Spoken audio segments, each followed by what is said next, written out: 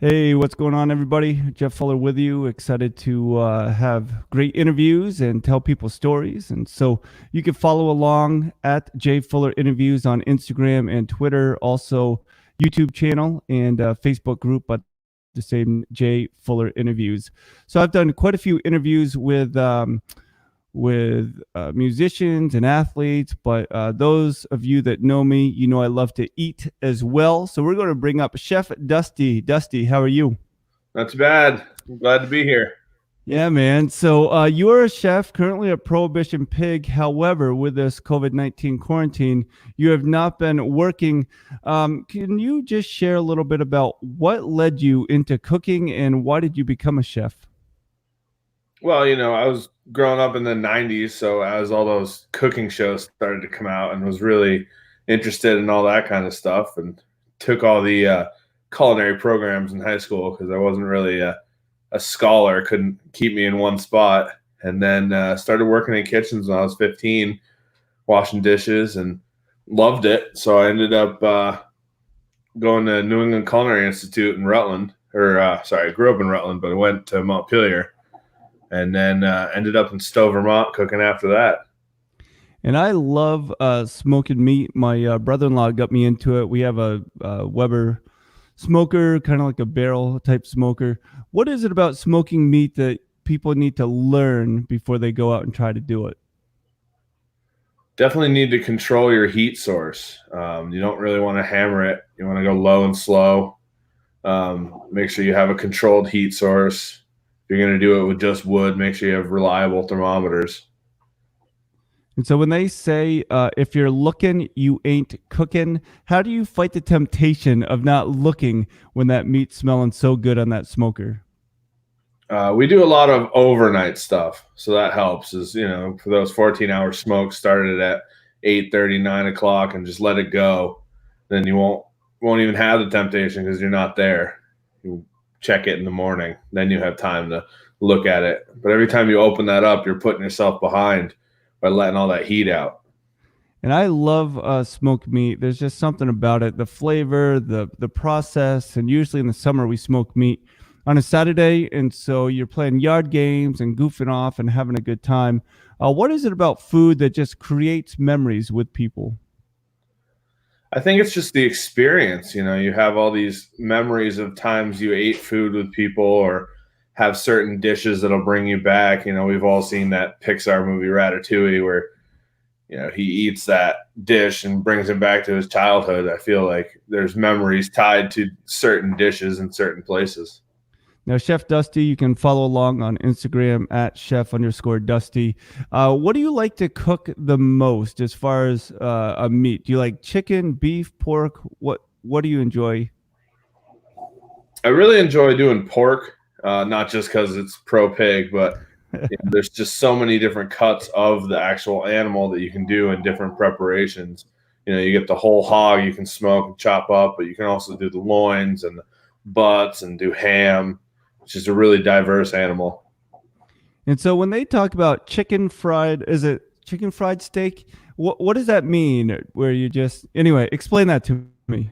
So at the bistro, we were doing the chicken fried steak on Sundays, which you just take your steak, you want to pound it real flat, and then you bread it as if you were going to fry chicken. So it's flour, egg, then back in that flour, and then you put it in a real hot skillet with oil or into the fryer and then fry it up like you would fried chicken.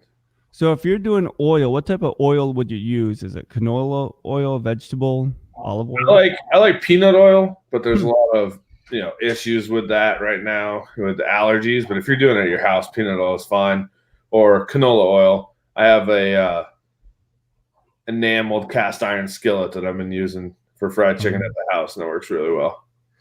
And now for you, as far as cooking other things, I saw you had a Instagram live video and you were making some pasta. What are some things that you like to do from scratch? At the house, I like to do a lot of pickling. I have a lot of pickle projects in the house. Ever since COVID-19, I made some hot sauces at home. Had a couple of those, gave those out. Uh, make some bread at home since this has all been going on. Just some fun stuff that at work, you're like, oh man, I got to do it. And now I have time to really get into it and enjoy it. Now, Chef Dusty, question for you. I like hot wings, but what's the difference between a marinade and then just a regular sauce that you would put on some chicken wings? So with a marinade, you want to let that sit for 12 to 24 hours before you cook something. So it really soaks in there. And you're going to take it out of the marinade when you cook it, opposed to a sauce is when you finish it. Or you can put sauce on and then cook it in there. Now, do you make your own barbecue sauce or do you just buy Ray's from the grocery store? When I'm at work, we make our own. We have our bacon barbecue sauce, but at home I just get Sweet Baby Ray's. Now, bacon barbecue, what's that process look like?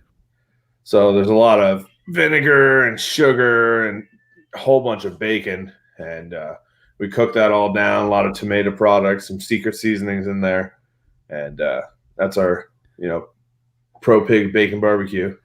Yeah, for sure. And then with Prohibition Pig, I mean, my son met you first at 10 Acre Bistro. And what is it about? I mean, he really enjoyed the friendship that you developed. What is it about you that just enjoys hanging out with younger people and just saying, hey, I'll take you under my wing and just being there for people? Did somebody take you under their wing when you were younger?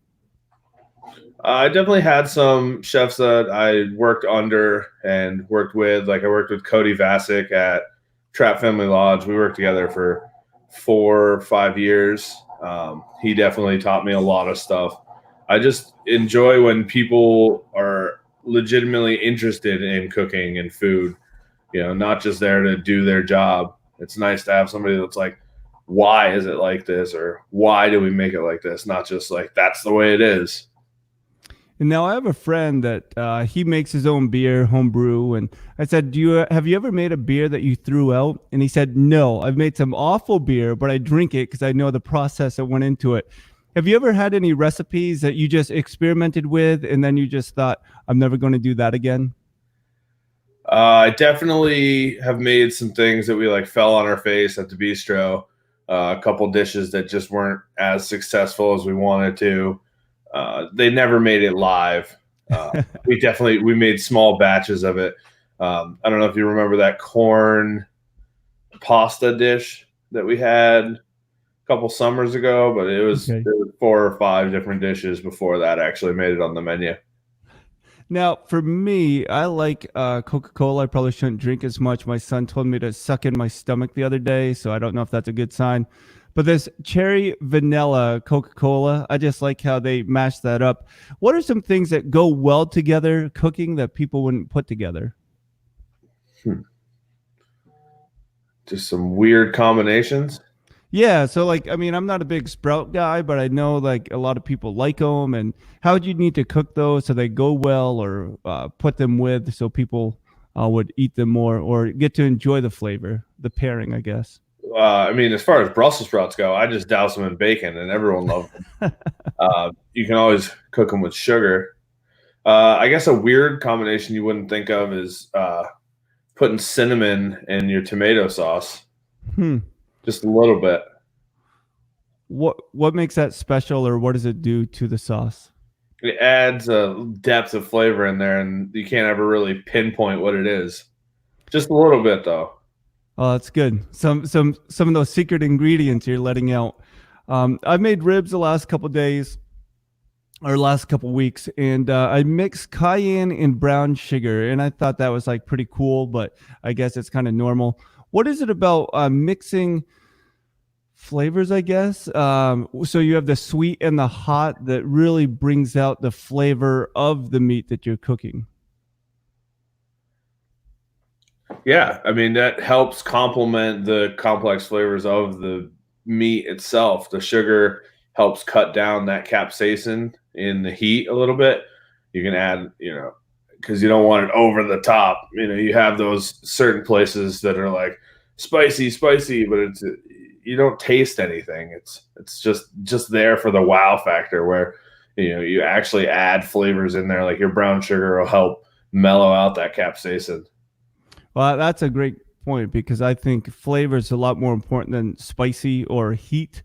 When you make a dish, do you like to add spice to it, or what's your go-to, whether you're cooking for yourself or for your family? So I enjoy spicy food.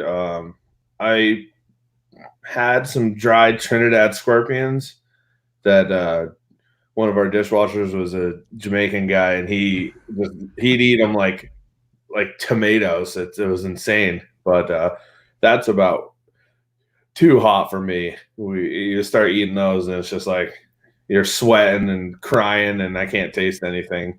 I do like habaneros and ghost peppers, but that's about the top of it. Now, are you a big salsa guy? I think I could live off nachos, but with salsa like barbecue sauce, do you make your own? I don't really do a lot of salsa.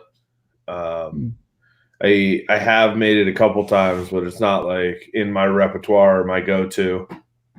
Hey, so let's talk a little bit about Prohibition Pig, where you work, where you're chef there, and just with this COVID-19 quarantine and just what seemingly could very well turn into a crisis. How important is it that people get out and support the local restaurants, if curbside or only takeout at this point?